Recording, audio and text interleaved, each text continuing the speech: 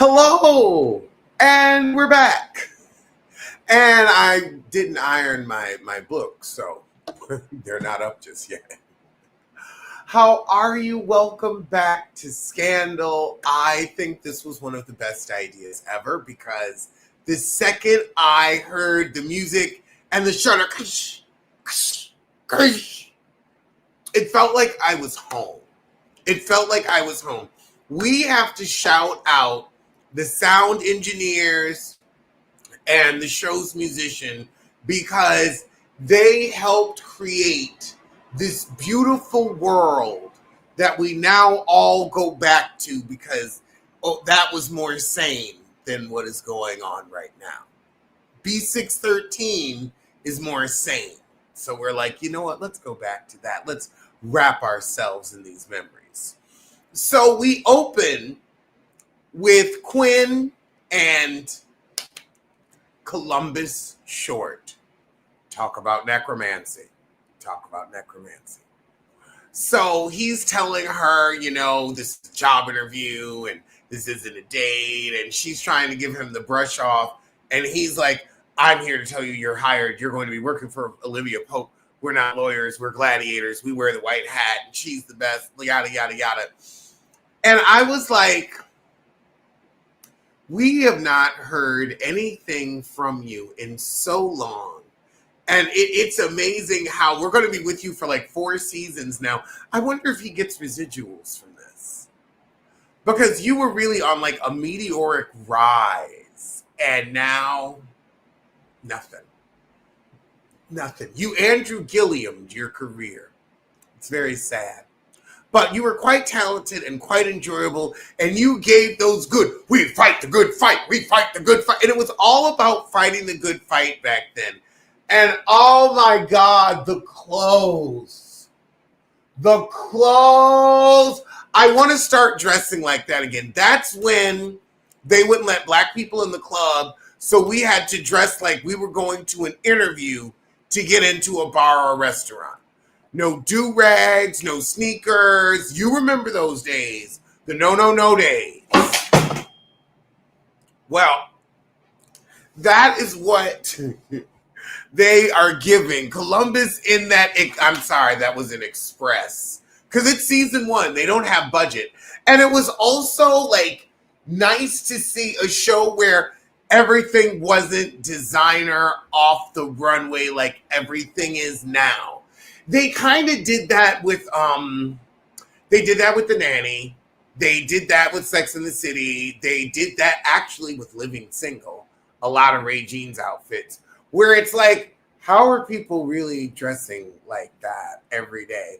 But this was like the first show before Olivia, but she was making money from those clients. So that's why she had the purses and the coats. But you started off I'm telling you, we weren't even at Saks yet. We weren't even at off Saks. We were at Express. Express men, Express women. It feels so good. It feels so good. It feels like fitting into a pair of 34 jeans again. That would feel good too. And so we break down, hold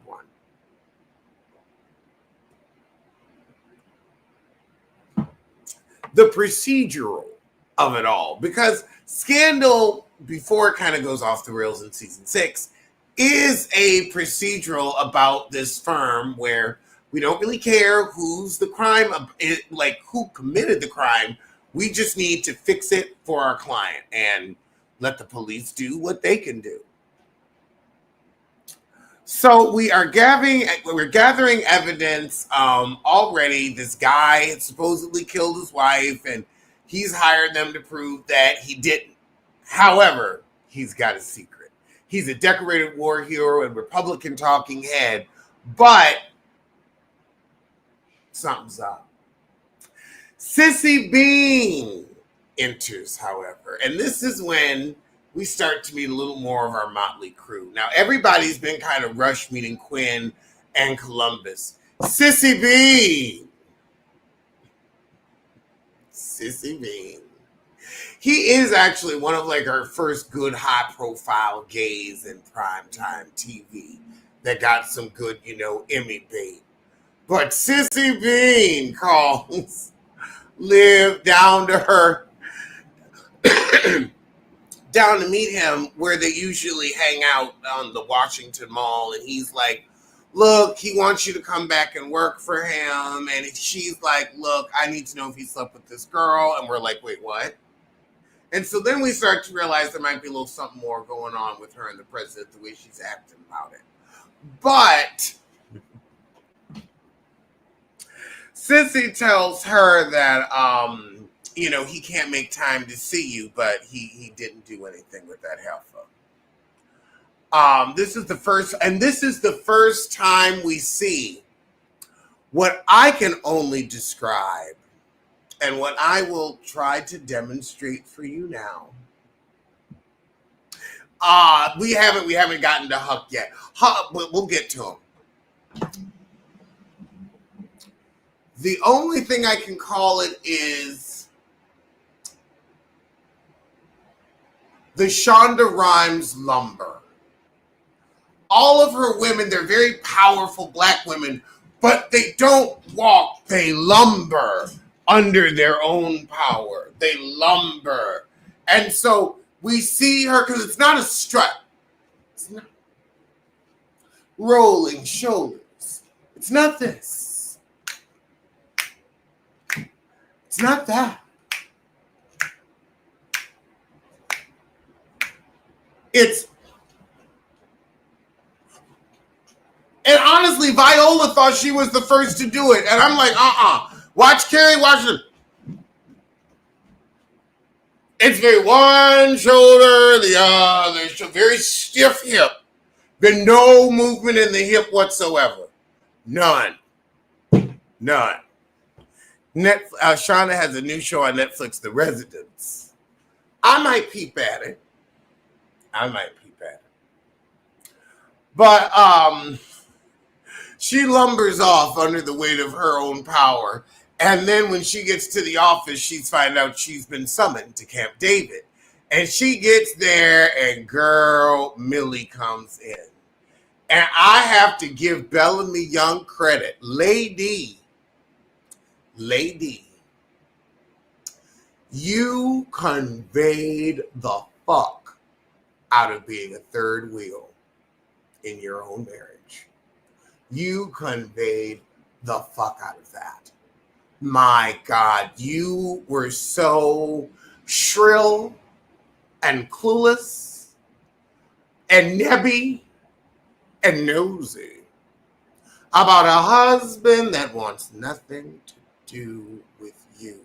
My God, it was a pitch perfect performance. And the heifer does sing.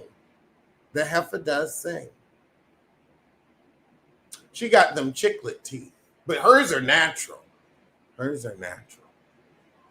So we get our first Olivia Poping when she takes Quinn to go see this heifer who spreaded rumors about sleeping with the president, and she tells her, look at here now. You want to end up like Monica, jobless, hopeless, manless. Let me tell you something. You better shut those beef suckers and get your ass on to Denver. Your days in the district are done. And she starts crying. I mean, she ain't even really, say nothing to the heifer. That out the way. I would have talked about that horrible haircut. I would have said, I need you to commit to a sexuality. We could say those things back then. She would try to get out of it today by saying she's non-binary, and I'd say that hair ain't. That hair is confused as the day is long. Non-binary is a decision. Your hair is confusion. And it was. It reeked of Fantastic Sam's with some editing. Oh, she's a white woman who thinks she can edit. But anyway, so she go off crying, and Quinn is shock shitless. I mean, she's like, I can't believe, you just roasted this woman and threatened her career. And Huck finds her pissing in the bathroom and crying in the bathroom. And Lord, that would make an odd episode. Crying in the bathroom about that damn cussing out. And he's like, look. We go with Olivia's gut, and Olivia knows that heifer was lying, and she would ruin the president's career. So there ain't no need to cry. We ain't gonna let that heifer lie. But Quinn thinks she's telling the truth. And so Quinn talked to the girl. She ends up going to the hospital because she tries to off herself. And she talked to her, and she says, she thought the president was going to come and see her and call her sweet baby. Lord, she tell Olivia sweet baby, and Olivia's like, now hold on. Hold on. That's my muff's moniker. That's my twat's nickname, sweet baby. I'm all the sweet baby he'll ever need. The fuck? So she get on the phone with him and ask him, what's going on with this heifer? And he's on TV. And he's like, I don't know what you're talking about, girl. And she asked him to look into the camera, and he do just lying. Just winking, looking, and lying.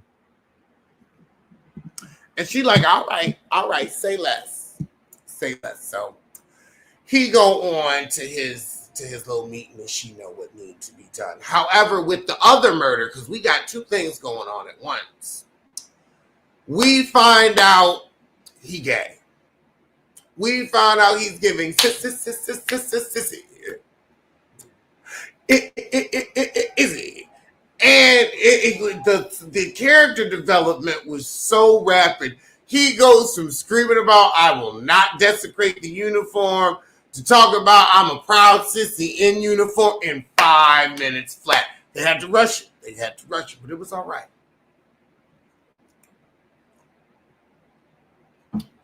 We also get to meet Pinch Face Abby and the guy that Steven, he ain't really there for that long this season. They either kill him off or kill his girlfriend off. I don't know. I remember something. I guess we'll find out as we continue. But oh my God, I kind of knew what was going to happen. So like some of these, it will be like, okay, this is a refresh. But some of them are going to be like, oh wow, I completely forgot that this is where the story went, because I think I know what happened with the president the first season, but I'm unsure.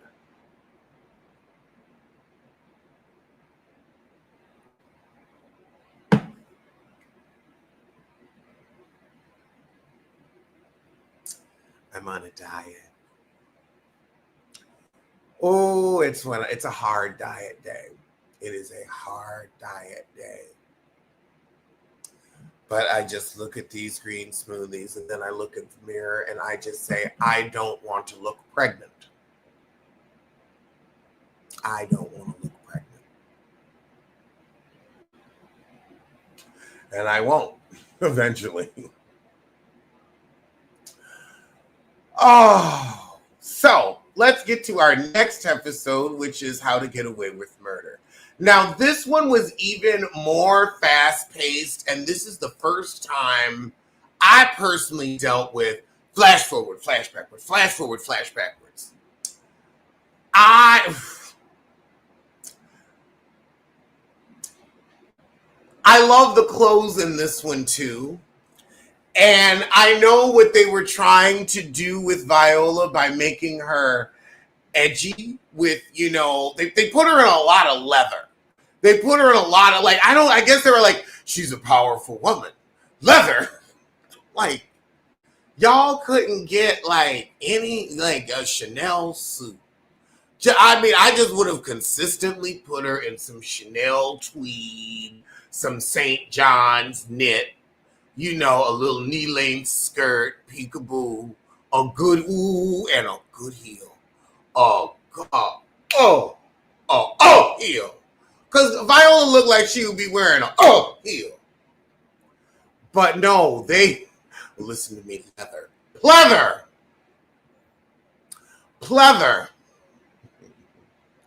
I had to say pleather loudly because it was pleather where she was like, thank God it is cold in this set because this cheap shit gonna have me sweating.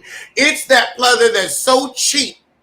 If you sit in another pleather chair at work on a hot day, the two will meld and mesh. And when you get up, flakes fall and fly, and the garment and the chair are both ruined. That is the level that it was giving me. That's the level of pleather on this first episode. Now, this one, I wish they had. I can say I wish this episode was flushed out a little more. I have some issues with the story. I also have some issues with, oh God, Lauren Castillo.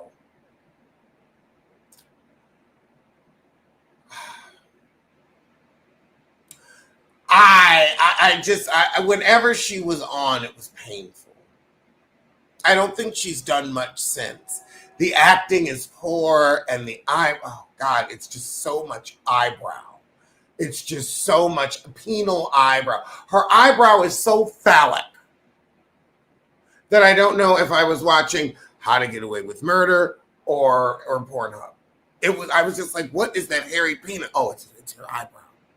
It's her eyebrow. Just one eyebrow. Just punching at you through the screen. Which draws from the plot.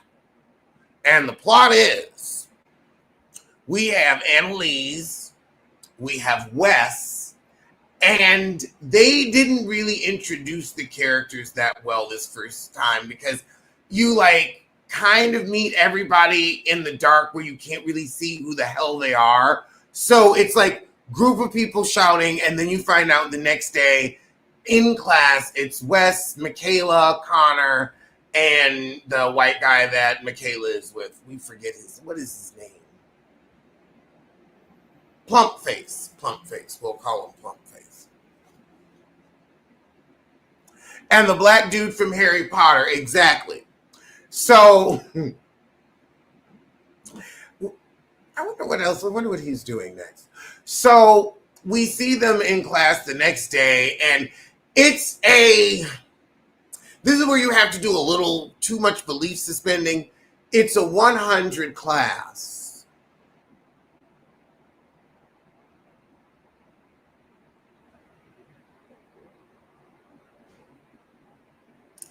All this for a 100 class. I guess this is I'm seeing who was the target audience, because we all taking a 100 class.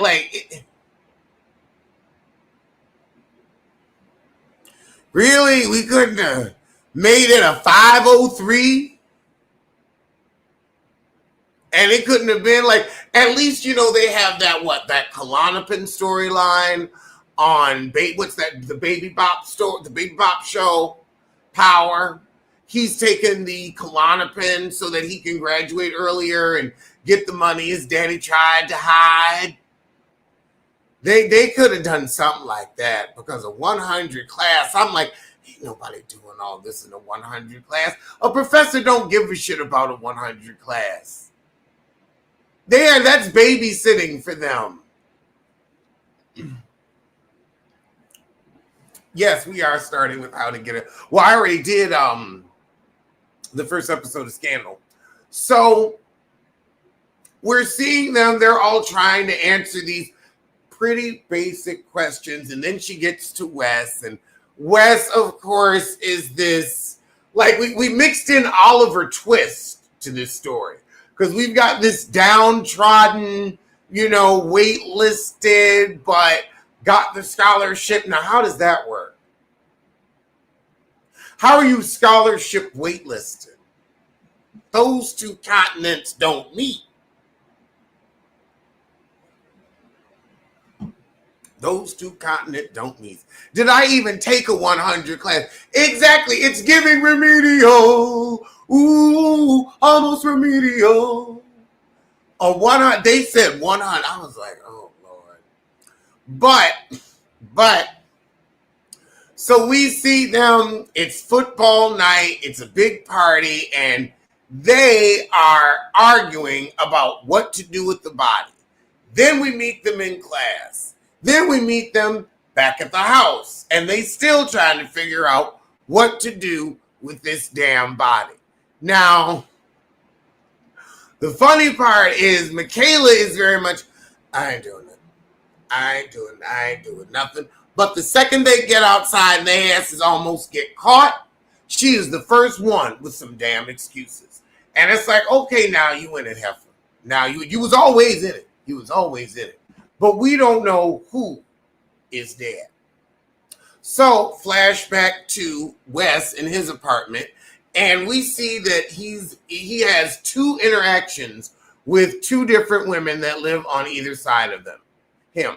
One, you could tell it seems like she's in an abusive relationship, and the other one seems like she's kind of into him. All the scholarship donations go to Morehouse. I didn't get a notification either. That's why I was asking. Just make sure to try to just reset it where you just take it off and then put it back on again. But every episode has this chaotic cinematography where like we're just going so fast through our day. I was like, y'all can slow down. Y'all can slow down. I'm getting dizzy with the back and forth.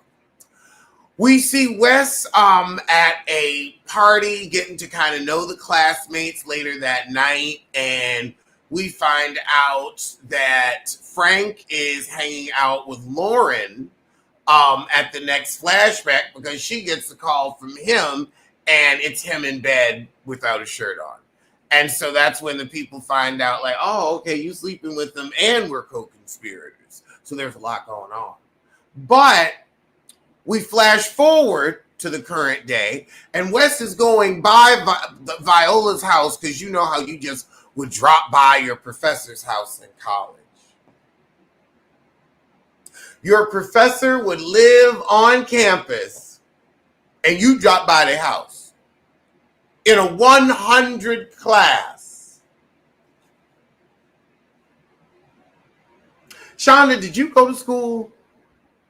I know you did. But girl, this isn't even Hillman University. I can't. So he and then sees the door, tries the door. He just met the woman. Tries the door, he just met. That happens at liberal arts colleges. I have heard of that. Maybe, I guess it's Middlebury. They're in Philadelphia. Oh, they're also in Philadelphia. So I don't know. But he sees her having an affair with Nate. We all know hot Nate. And she's like, oh, God, get out! Get out! And I'm like, well, maybe he should have realized, like, look, y'all trying to hunch right now. So he leaves, then we get a flash forward to him meeting her husband. And so the next day in class, she introduces them to their procedural case, which is this woman who is accused of murdering her boss by switching out his blood pressure medication with Tylenol. So she's having everybody come up with a defense for that, and that's going to decide who are the Keating Five, the 5 students who work for her in a 100 class. Through the semester. Girl boom. But it's cute. So they're all coming up with little arguments, vying and trying. And we see that they are the standouts. And finally, Wes has to go last, and he couldn't use anybody else's, argument. So all the good ones had been taken. And he said, you know what? It was self-defense. because he made her fall in love with him. And so that was the only way she could get out of the relationship. And she said, okay, you know what? I'm going to use that. And I will not use it, but that's a good idea. And you can come work with the Keating Five. And he said, no, you really want me because I just saw you hunching on your affair partner. And she said, no, you can think on your feet. But you've just showed me how little you feel of yourself. And guess what? What you say in this next sentence is going to affect not just your career, but your life. Cut to him being dead 6 seasons later. 6 seasons later. I enjoyed it thoroughly. And it was so much fun. It was a 100 level law school course. Yes, it was.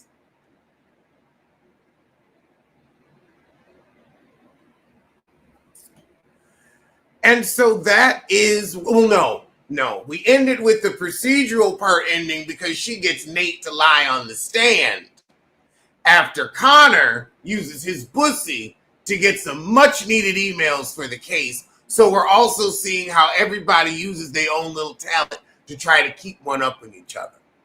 But both were great intro episodes, and I'll be doing this every week, so I'll see y'all soon. So tell a kin, tell a friend, tell that after you